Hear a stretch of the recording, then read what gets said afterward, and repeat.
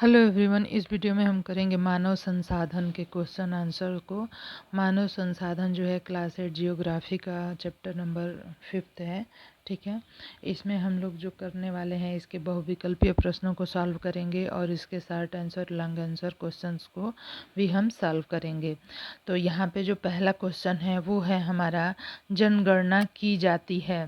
तो जनगणना जो है किसी भी देश की जनगणना जो है अलग अलग समय पे की जाती है कि उस देश की जनसंख्या कितनी है ये जानने के लिए। हर एक राज्य की भी जनसंख्या काउंट की जाती है कि उस राज्य की जनसंख्या कितनी है। तो यह जो है कितने समय पे की जाती है इसके बारे में हम देखेंगे।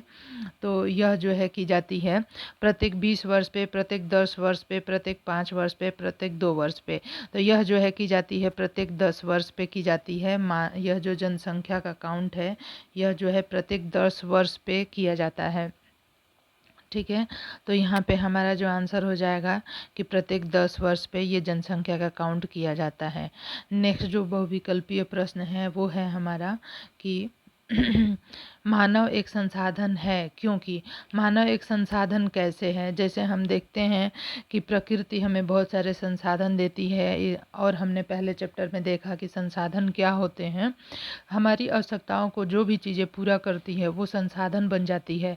इसी तरह से मानव भी एक संसाधन है। अगर हमें दवा चाहिए तो डॉक्टर को जाते हैं, कपड़े सिलाने हैं तो टेलर को जाते हैं। तो ये लोग भी, ये जो मानव भी है एक संसाधन की तरह कार्य करते हैं क्योंकि ये जो है दूसरे व्यक्तियों के आवश्यकताओं की पूर्ति करने के लिए कार्य करते हैं। तो यहाँ पे हम देखेंगे आवश्यकता की पूर्ति के लिए तकनीक का प्रयोग करता है, अन्य सामग्रियों को संसाधन के रूप में परिणित करता है, मस्तिष्क का प्रयोग कर अन्य संसाधनों को उपयोगी बनाता है, उपयुक्त सभी। तो यहाँ पे आंसर हो जाएगा हमारा कि अन्य सामग्रियों को संसाधन के रूप में परिणित करता है। तो मानव ही जो है जितने भी रॉ मटेरियल है उससे जो है चीज़ों को बना के और जो है संसाधन के रूप में उपयोग करने लायक बनाता है। इसलिए मानव जो है क्या हो गया, एक संसाधन हो गया। ठीक है, इसलिए मानव जो है क्या हो गया, एक संसाधन हो गया। मानव इसलिए एक संसाधन के रूप में कार्य करता है क्योंकि वह अन्य सामग्रियों को संसाधन के रूप में परिणित करता है। अब जंगलों से हम लकड़ी लेके आते हैं तो उसे टेबल, चेयर, जितनी भी आवश्यकता की वस्तुएं हैं बनाने के लिए उस पर बहुत मेहनत करनी होती है, तब जाके वो किसी आवश्यकता के रूप में बनती है। तो इसलिए जो है मानव जो है दूसरी वस्तुओं को उपयोग में लाने लायक वस्तुओं में परिणित करता है। दूसरा जो है भारत में सर्वाधिक जनसंख्या है। भारत में सर्वाधिक जनसंख्या कहाँ पे है? तो भारत में जो सर्वाधिक जनसंख्या है पश्चिम बंगाल की, बिहार की, उत्तर प्रदेश की, महाराष्ट्र की। तो भारत में सर्वाधिक जनसंख्या जो है वो उत्तर प्रदेश की है। भारत में सर्वाधिक जनसंख्या जो है वो है उत्तर प्रदेश की है। भारत जनसंख्या के दृष्टिकोण से विश्व में है। भारत जो है जनसंख्या के दृष्टिकोण से विश्व में कितने नंबर पर आता है? भारत जो है जनसंख्या के दृष्टिकोण से विश्व में कितने नंबर पर आता है? तो भारत जो है जनसंख्या के दृष्टिकोण से विश्व में कितने नंबर पर आता है? तो तृतीय स्थान, चौथे स्थान, प्रथम स्थान, द्वितीय स्थान। तो द्वितीय स्थान पे आता है। पहाड़ी भाग में जनसंख्या कम होती है क्योंकि वहाँ काफ़ी गर्मी होती है, जन सुविधाओं का अभाव होता है, मृत्यु दर अधिक है, लोग वहाँ रहना नहीं चाहते।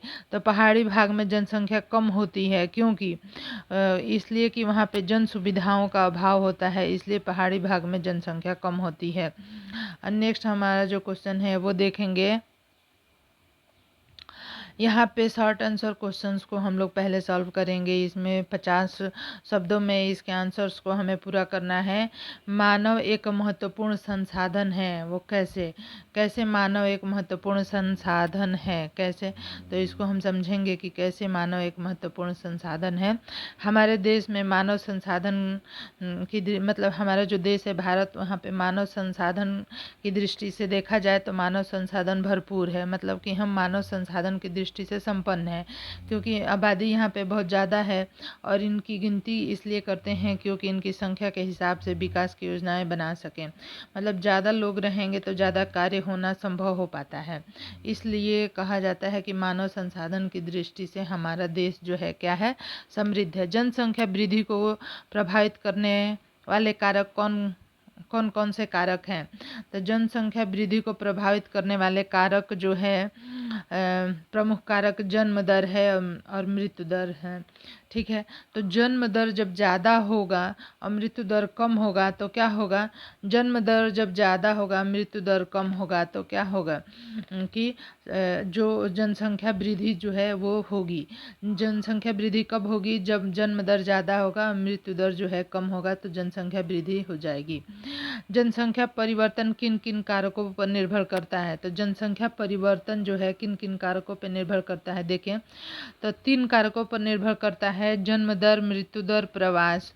जन्म दर, मृत्यु दर और प्रवास पे निर्भर करता है। जन्म और मृत्यु दर के बीच में अंतर होने से जनसंख्या में वृद्धि या कमी होती है। यह जनसंख्या का प्राकृतिक परिवर्तन है, जबकि कई कारणों से जनसंख्या दूसरी जगह जाकर बस जाना प्रवास की श्रेणी में आता है। भारत में जनसंख्या वृद्धि का एक प्रमुख कारण जन्म दर रहा, क्योंकि यहाँ मृत्यु दर से अधिक रही है। भारतीय स्वास्थ्य सुविधाओं के कारण जो है मृत्यु दर में तेजी से गिरावट आई है, जिससे जनसंख्या वृद्धि हुई है। तो जनसंख्या वृद्धि कैसे होती है? जब जन्म दर ज़्यादा होगी मृत्यु दर से और मृत्यु दर कम हुई है। कहें क्योंकि बहुत सारी सुविधाएं बढ़ गई हैं।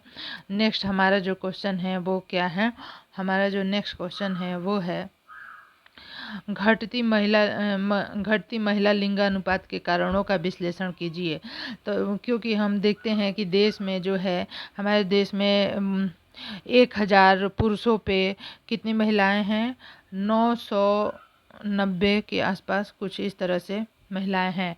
मीन्स कि पुरुषों की संख्या ज़्यादा है। अगर हम अनुपात करें तो महिला लिंगानुपात के कारणों का अगर हम विश्लेषण करें तो घटती महिला लिंगानुपात के कारण भ्रूण हत्या और लड़की पैदा नहीं होने देने की प्रवृत्ति, बढ़ती दहेज प्रथा भी एक कारक है। इनमें इस प्रवृत्ति से बचने की जरूरत है। सरकार ने भी कानूनी रूप से कन्या भ्रूण हत्या को अपराध घोषित कर के दंड का प्राविधान किया है। ठीक है, तो क्योंकि यहाँ पे क्या हो रहा है कि दहेज ज़्यादा देना पड़ता है और इस कारण से इस प्रवृत्ति से बचने की जरूरत है। सरकार ने भी कानूनी रूप से कन्या भ्रूण हत्या को अपराध जो है के रूप में घोषित करके दंड का प्राविधान किया है। मैदानी भागों में जनघनत्व अधिक पाया जाता है, क्यों? तो मैदानी भागों में जनघनत्व क्यों अधिक पाया जाता है? तो मैदानी भागों में जनघनत्व अधिक पाया जाता है क्योंकि मैदानी क्षेत्रों में अच्छी वर्षा और सिंचाई के अलावा जीवन जीना पहाड़ी भाग की अपेक्षा आसान है। ठीक है, जो मैदानी भाग है वहाँ पे जनघनत्व अधिक पाया जाता है। जैसे उत्तर भारत जो है मैदानी क्षेत्र है, वहाँ पे जनघनत्व अधिक पाया जाता है, जबकि पहाड़ी भागों में जो पहाड़ी क्षेत्र है, जैसे जम्मू कश्मीर हो गया, उत्तराखंड हो गया, हिमाचल हो गया, वहाँ पे जो है पॉपुलेशन जनघनत्व बहुत कम पाया जाता है, क्योंकि वहाँ पे सुविधाएं नहीं होती हैं। खेती की भी सुविधा नहीं होती है, ज़मीन भी प्लेन नहीं होती जिस पे अच्छे से खेती हो सके। मैदानी क्षेत्रों में क्या होता है कि अच्छी वर्षा सिंचाई के अलावा जीवन जीना पहाड़ी भाग की अपेक्षा आसान है। जन सुविधा आसानी से उपलब्ध हो जाती है, यहाँ ज़्यादा लोग निवास करते हैं। इसी तरह से जो है वर्ष 2030 तक हमारी जनसंख्या चीन से अधिक होगी। ऐसा क्यों?